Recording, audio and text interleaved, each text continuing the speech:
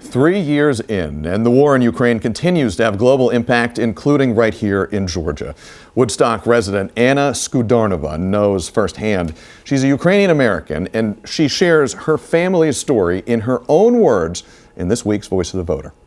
I was born in the States, but my parents are from Ukraine, and it was really important to them that while we love this country, we grew up in this country, we also wanted to visit our relatives and family in Kyiv every summer. So these photos are actually from 2019. I see your happiness when you look at these photos.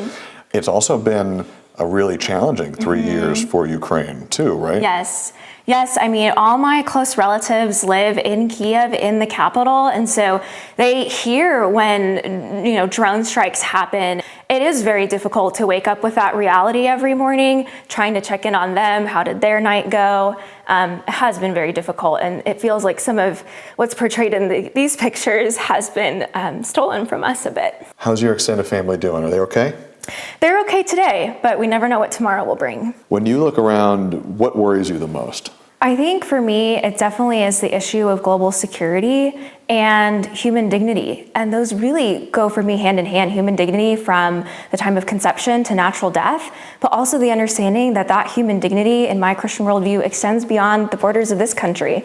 And so what does that mean? How do we continue to stand for human dignity worldwide, knowing that that's also what's best for our country? What would be your message to America's political leaders right now? Well, I'm Ukrainian-American, and so my plea would be to put America first, with the understanding that that means standing with our allies, understanding that Ukraine is standing between tyranny and freedom, our own freedom, right? Because Russia is a common enemy, quite frankly. I know that because I also speak Russian fluently, and I understand what they say about us, and it's very troubling. So my message would be stand for America by standing with Ukraine. We always end with this. What are you most optimistic about?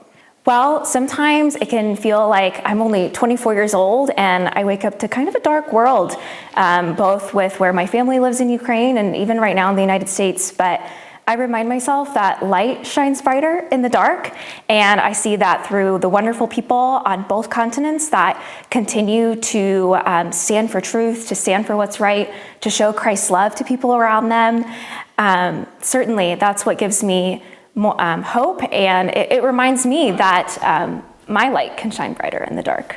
Well, thanks for watching us today. We appreciate it. We hope to see you back here next Sunday at 11 for another edition of the Georgia Vote.